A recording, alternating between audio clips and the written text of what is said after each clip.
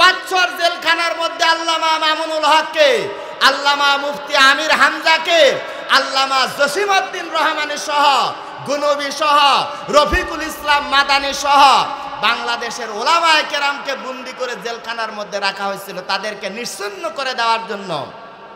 প্রিয় ভাইরা আমার, আজকে তারা বীরের বেশে সারা বাংলাদেশ ঘুরতেছে, কিন্তু যারা বলছিল খেলা হবে, আজকে তারা বাংলাদেশে ওই যে ভক্ষক নেতা, ভক্ষক যদি রক্ষক হয় তাহলে আপনি নিরাপদ, আর যদি ভক্ষক হয় তাহলে তার কাছে, ওই নেতার কাছে আপনি কি নন?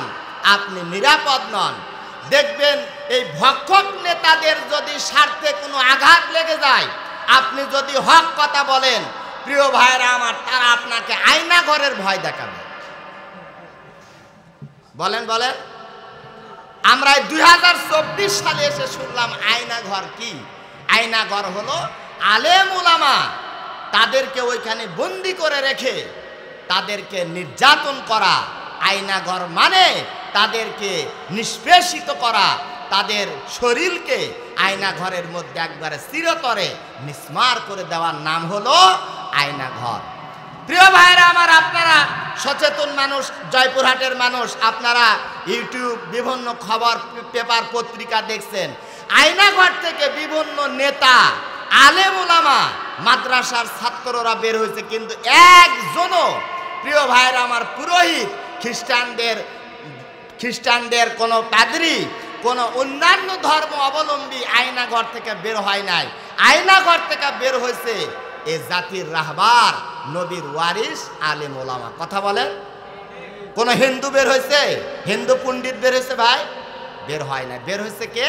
বের হয়েছে আলেম ওলামা। প্রিয় ভাইরা আমার, ভক্ষক যদি নেতা হয় তাহলে তার কাছে আপনি নিরাপদ নন। হে প্রিয় ভাইরা, তারা কথায় কথায় দম্ভ করে বলতো আসো খেলা হবে। বলতো কি বলতো না? বলতো আসো খেলা হবে। আল্লাহ রাব্বুল আলামিন ডাক দিয়া বলতেছে, পৃথিবীর মানুষেরা, অহংকার হলো আমি আল্লাহর গায়ের চাদর। এই চাদর মানুষের গায়ে শোভা পায় না। চাদর নিয়ে টানাটানি করো না। এই চাদর নিয়ে টানাটানি করছে ফেরাউন। আল্লাহ রাব্বুল আলামিন নীল নদের পানির মধ্যে চুবায়া মারছে। কথা বলেন ঠিক কিনা? আল্লাহ পাকের অহংকারের চাদর নিয়ে নমরুদ বাবা টানাটানি করছে। ল্যাংরা একটা মশা এই যে নাকের ছিদ্র দিয়া মাথার মধ্যে প্রবেশ করায়া, খরম দিয়া, জুতা দিয়া বেড়ায়া বেড়ায়া নমরুদের মাথা ফাইটা দুনিয়া থেকে বিদায় করে দিয়া এই পৃথিবীবাসীকে শিক্ষা দিলেন, তোমরা অহংকার আল্লাহর চাদর এটা নিয়ে টানাটানি করো না। তাহলে যুগে যুগে যারাই অহংকারের চাদর নিয়ে টানাটানি করছে তাদের পতন অনিবার্য। কথা বলেন ঠিক কিনা? তারা বলতো 15 বছর হয়ে গেল, আবার কোন দিন আন্দোলন শুরু হবে? এই যে দম্ভ করে বলতো। প্রিয় ভাইরা আমার, দেখেন ছোট্ট একটা দল, ছাত্র সমাজ, তাদের আন্দোলনকে কেন্দ্র করে, প্রিয় ভাইরা আমার, দেখেন তাদের পতন ঘটাইছে কি ঘটে নাই? তারা কথায় কথায় আয়না ঘরের ভয় দেখাতো, আলেম ওলামাকে বন্দি করত।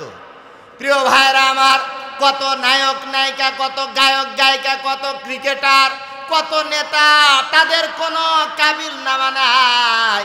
বাচ্চা কোন দিন হচ্ছে, কোন দিন বিবাহ হলো তারও কোনো খবর নাই। হঠাৎ করে জন্মদিন পালন করতে যায় বলে এটা আমার সন্তান। সাংবাদিক যখন বলে আপনার তো বিবাহ হয় নাই, তখন বলে এটা ডিজিটাল বাংলাদেশ, এটা সোনার বাংলাদেশ, এটা শেখ মুজিবুরের বাংলাদেশ। হঠাৎ করে বাবা অটোভাবে বাচ্চা হয়ে গেছে। আর আলেমদেরকে বলতেছে, মামুনুল হক বলতেছে এটা আমার বিবাহিত স্ত্রী, আল্লাহর কসম এটা আমার বিবাহিত স্ত্রী। বলে কাবিরনামা দেখান। আচ্ছা, এখন যদি আপনাদেরকে বলি ভাই, বাড়ির যে ভাবিদেরকে রেখে আসতেন কাবিরনামা দেখান, তো আপনি কি পারবেন ভাই? আপনি যদি আমাকে বলেন যে হুজুর আপনি বিবাহিত, আমরা হ্যাঁ বিবাহিত, আমি 3 ছেলের বাপ। এখন আপনি যদি বলেন ভাই হুজুর তাহলে আপনি কাবিরনামাটা দেখান। আচ্ছা, কাবিরনামাকে সাথে নিয়ে ঘোরার জিনিস ভাই?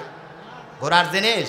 প্রিয় ভাইরা আমার, দেখেন 3 বছর জেলখানার মধ্যে আল্লামা মামুনুল হককে, আল্লামা মুফতি আমির হামজাকে, আল্লামা জসিমউদ্দিন রহমানী সহ গুনবী সহ, রফিকুল ইসলাম মাদানী সহ বাংলাদেশের ওলামায়ে কেরামকে বন্দি করে জেলখানার মধ্যে রাখা হয়েছিল তাদেরকে নিশ্চিহ্ন করে দেওয়ার জন্য। প্রিয় ভাইরা আমার, আজকে তারা বীরের বেশে সারা বাংলাদেশ ঘুরতেছে, কিন্তু যারা বলছিল খেলা হবে আজকে তারা বাংলাদেশে নাই। প্রিয় ভাইরা আমার, আল্লাহ রাব্বুল আলামিন বলতেছেন অহংকার আমার চাদর, আল্লাহ পাকের চাদর, এই চাদর নিয়ে টানাটানি করো না, তাহলে তোমাদের ধ্বংস হয়ে যাবে। প্রিয় ভাইরা আমার, অহংকার করা যাবে না। নেতা হলে নেতার মতো নেতা হতে হবে। নেতা হলে আপনাকে জনগণের জন্য রক্ষক হওয়া লাগবে।